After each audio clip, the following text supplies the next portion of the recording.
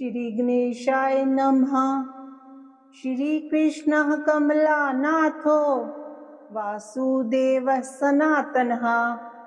वसुदेवात्मजः पुण्यो लीलामानुष विग्रह श्रीवत्स कौस्तुभधरो यशोदावत्सलो हरिः चतुर्भुजात् चक्रासि गदा शङ्खाद्युधायुधः देवकी नन्दनः श्रीशो नन्दगोपप्रियात्मजः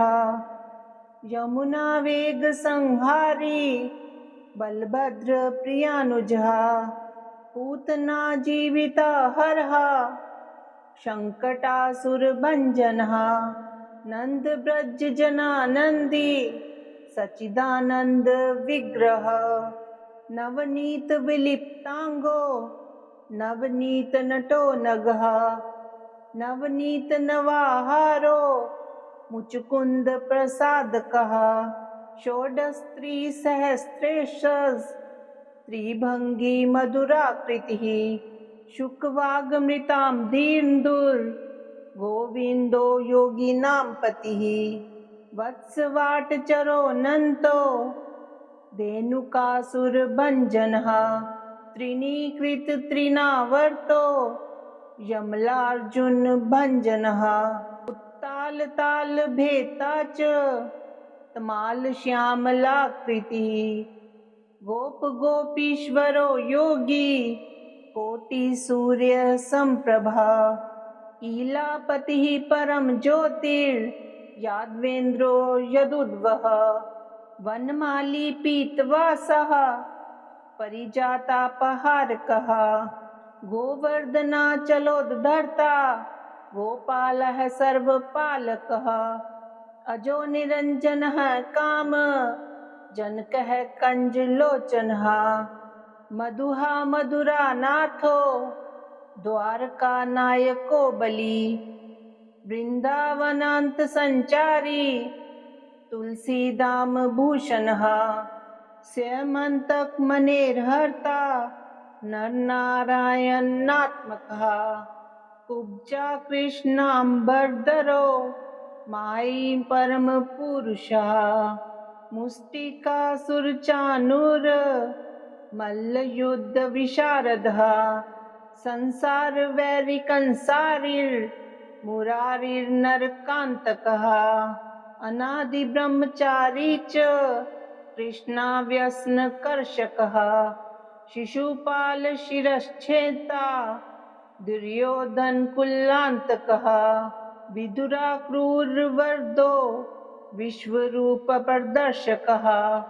सत्यवाक् सत्यसंकल्पः सत्यभामा रतो जयी सुभद्रा पूर्वजो विष्णुर् भीषम मुक्ति प्रदायकः जगद्गुरुर्जगन्नाथो वेणुनाद विशारदः वृषभासुर विध्वंसी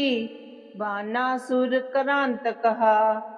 युधिष्ठिर प्रतिष्ठाता बहिर्बर्हावतंसकः पार्थसारथिर्व्यक्तो गीतामृत महोदधिः कालिये फणिमाणिक्य रंजित श्रीपदाम्बुजः दामोदरो यज्ञभोक्ता दानवेन्द्र विनाशकः नारायणः परम ब्रह्म पन्नगाशन वाहनः जलक्रीडा समासक्तो गोपी वस्त्रपहारकः पुण्यश्लोक सतीर्थपादो वेद वैद्योदयानिधि सर्वतीर्थात्मकः सर्व ग्रहरूपी परात्परः एवं श्री कृष्णदेवस्य नामाष्टोत्तरं शतम् कृष्णनामामृतं नाम परमानन्दकारकम् अत्युपद्रवदोषघनं परमायुष्यवर्धनम् श्रीकृष्णः कमलानाथो वासुदेवः सनातनः वसुदेवात्मजः पुण्यो लीलामानुष विग्रह श्रीवत्स कौस्तुभधरो यशोदावत्सलो हरिः चतुर्भुजात् चक्रासि गदा शङ्खाद्युधायुधः देवकी नन्दनः श्रीशो नन्दगोपप्रियात्मजः यमुना वेगसंहारी बलभद्रप्रियानुजः पूतना जीविता हरः शङ्कटासुरभञ्जनः नन्दव्रजजनानन्दी सच्चिदानन्द विग्रह नवनीत विलिप्तांगो नवनीत नटो नगः नवनीत नवाहारो मुचुकुंद प्रसादकः षोडस्त्री सहस्रेश त्रिभंगी मधुराकृतिः शुकवागमृतां दीर्न्दुर् गोविंदो योगिनां पतिः वत्सवाटचरो नन्तो धेनुकासुरभञ्जनः त्रिणीकृत त्रिनावर्तो यमलार्जुन भञ्जनः उत्ताल ताल भेता च तमाल श्यामलाकृतिः गोप गोपीश्वरो योगी कोटि सूर्य संप्रभा ईलापतिः परम ज्योतिर्यादवेन्द्रो यदुद्वः वनमाली पीतवासः परिजातापहारकः गोवर्धनाचलोद्धर्ता गोपालः सर्वपालकः अजो निरञ्जनः काम जनकः कञ्जलोचनः मधुहा मधुरानाथो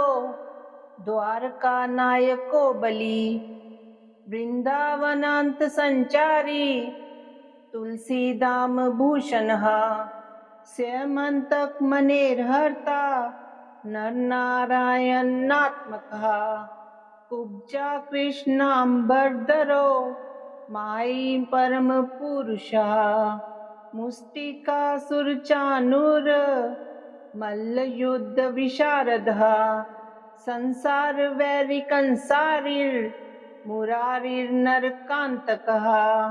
अनादि ब्रह्मचारी च कृष्णाव्यसनकर्षकः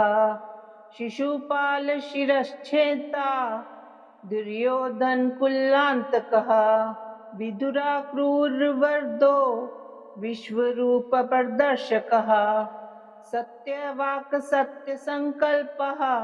सत्यभामा रतो जयी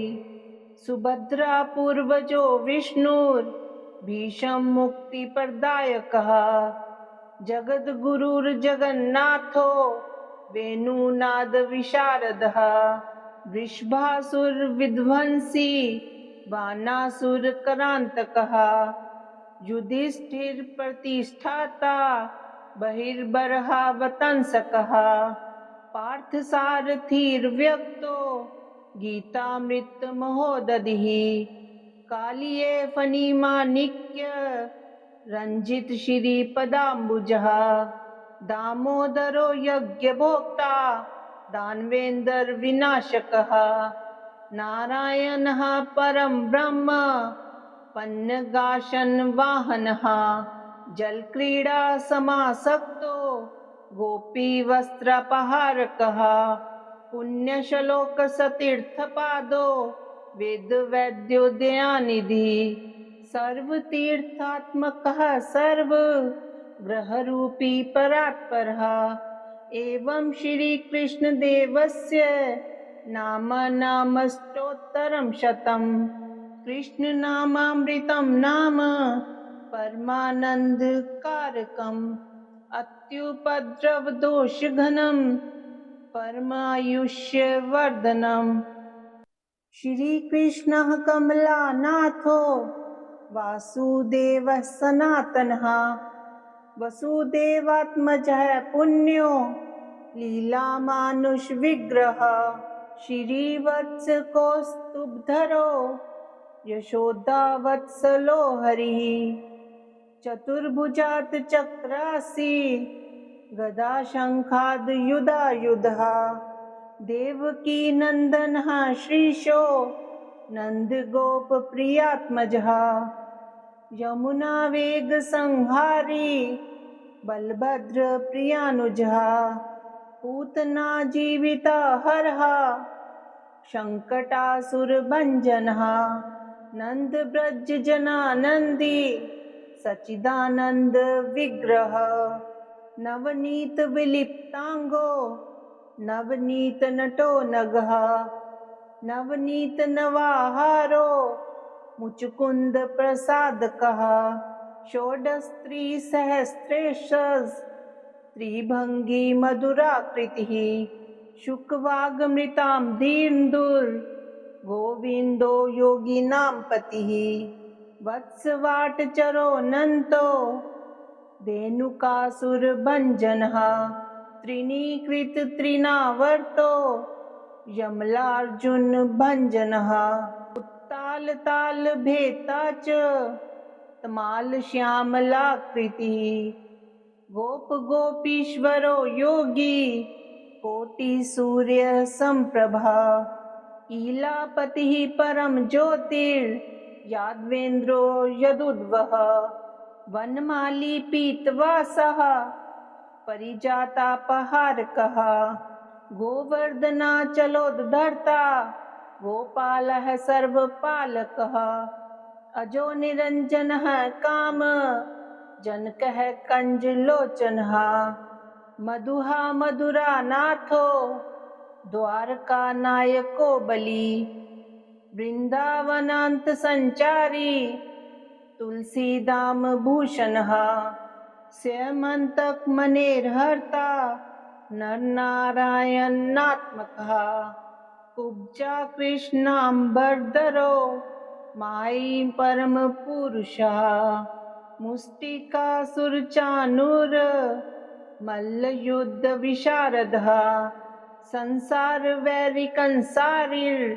मुरारिर्नरकान्तकः अनादि ब्रह्मचारी च कृष्णाव्यसनकर्षकः शिशुपाल शिरश्छेता दुर्योधन कुलान्तकः विदुराक्रूरवरदो विश्वरूप प्रदर्शकः सत्यवाक् सत्यसंकल्पः सत्यभामारतो जयी सुभद्रा पूर्वजो विष्णुर्भीषम मुक्तिप्रदायकः जगद्गुरुर्जगन्नाथो वेणुनाद विशारदः वृषभासुरविध्वंसी बाणासुरकरान्तकः युधिष्ठिरप्रतिष्ठाता बहिर्बर्हावतंसकः पार्थसारथिर्व्यक्तो गीतामृतमहोदधिः कालिये फणिमाणिक्य रञ्जित श्रीपदाम्बुजः दामोदरो यज्ञभोक्ता दानवेन्द्र विनाशकः नारायणः परं ब्रह्म पन्नगाशन वाहनः जलक्रीडा समासक्तो गोपी वस्त्रपहारकः पुण्यश्लोक सतीर्थपादो वेद वैद्यो दयानिधि सर्वतीर्थात्मकः सर्व ग्रहरूपी परात्परः एवं श्री कृष्णदेवस्य नामाष्टोत्तरं शतम् कृष्णनामामृतं नाम परमानन्दकारकम् अत्युपद्रवदोषघनं परमायुष्यवर्धनम् श्रीकृष्णः कमलानाथो वासुदेवः सनातनः वसुदेवात्मजः पुण्यो लीलामानुषविग्रह श्रीवत्सकौस्तुभधरो यशोदावत्सलो हरिः चतुर्भुजात् चक्रासि गदाशङ्खाद्युधायुधः देवकी नन्दनः श्रीशो नन्दगोपप्रियात्मजः यमुना वेग संहारी बलभद्र प्रियानुजः पूतना जीविता हरः संकटासुरभञ्जनः नंद ब्रज जनानंदी सचिदानंद विग्रह नवनीत विलिप्तांगो नवनीत नटो नगः नवनीत नवाहारो मुचुकुंद प्रसादकः षोडस्त्री सहस्रेशस् त्रिभंगी मधुराकृतिः शुकवागमृतां दीर्न्दुर् गोविंदो योगिनां पतिः वत्सवाटचरो नन्तो धेनुकासुरभञ्जनः त्रिणीकृत त्रिनावर्तो यमलार्जुन भञ्जनः उत्ताल भेता च तमाल श्यामलाकृतिः गोप गोपीश्वरो योगी कोटि सूर्य संप्रभा ईलापतिः परम ज्योतिर्यादवेन्द्रो यदुद्वः वनमाली पीतवासः परिजातापहारकः गोवर्धनाचलोद्धर्ता गोपालः सर्वपालकः अजो निरञ्जनः काम जनकः कंजलोचनः मधुहा मधुरानाथो द्वारका नायको बली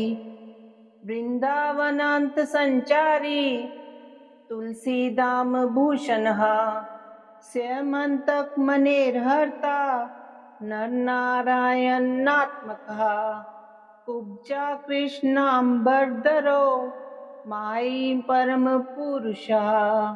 मुष्टिकासुरचाणूर मल्लयुद्ध विशारदः संसार वैरिकंसारिर् मुरारिर्नरकान्तकः अनादि ब्रह्मचारी च कृष्णाव्यसनकर्षकः शिशुपाल शिरश्छेता दुर्योधन कुलान्तकः विदुराक्रूरवरदो विश्वरूप प्रदर्शकः सत्यवाक् सत्यसंकल्पः सत्यभामारतो जयी सुभद्रा पूर्वजो विष्णुर्भीषम मुक्तिप्रदायकः जगद्गुरुर्जगन्नाथो वेणुनाद विशारदः वृषभासुरविध्वंसी बाणासुरकरान्तकः युधिष्ठिरप्रतिष्ठाता बहिर्बर्हावतंसकः पार्थसारथिर्व्यक्तो गीतामृतमहोदधिः कालिये फणिमाणिक्य रंजित श्रीपदाम्बुजः दामोदरो यज्ञभोक्ता दानवेन्द्र विनाशकः नारायणः परं ब्रह्म पन्नगाशन वाहनः जलक्रीडा समासक्तो गोपीवस्त्रापहारकः पुण्यश्लोक सतीर्थपादो वेदवैद्यो दयानिधि सर्वतीर्थात्मकः सर्वग्रहरूपी परात्परः एवं श्री कृष्णदेवस्य नामाष्टोत्तरं शतं कृष्णनामामृतं नाम परमानन्दकारकम् अत्युपद्रवदोषघनं परमायुष्यवर्धनम् श्रीकृष्णः कमलानाथो वासुदेवः सनातनः वसुदेवात्मजः पुण्यो लीलामानुषविग्रहः श्रीवत्सकौस्तुभधरो यशोदावत्सलो हरिः चतुर्भुजात् चक्रासि गदाशङ्खाद्युधायुधः देवकी नन्दनः श्रीशो नन्दगोपप्रियात्मजः यमुनावेगसंहारी बलभद्रप्रियानुजः पूतना जीविताहरः शङ्कटासुरभञ्जनः नन्दव्रजजनानन्दी सचिदानंद विग्रह नवनीत विलिप्तांगो नवनीत नटो नगः नवनीत नवाहारो मुचुकुंद प्रसादकः षोडस्त्रिसहस्रेशस्त्रिभङ्गी मधुराकृतिः शुकवागमृतां दीर्न्दुर्गोविन्दो योगिनां पतिः वत्सवाटचरोऽनन्तो धेनुकासुरभञ्जनः त्रिणीकृततृणावर्तो यमलार्जुनभञ्जनः उत्तालतालभेता च तमालश्यामलाकृतिः गोपगोपीश्वरो योगी कोटिसूर्यसम्प्रभा ईलापतिः परं ज्योतिर्यादवेन्द्रो यदुद्वः वनमाली पीतवासः परिजातापहारकः गोवर्धनाचलोद्धर्ता गोपालः सर्वपालकः अजो निरञ्जनः काम जनकः कञ्जलोचनः मधुहा मधुरानाथो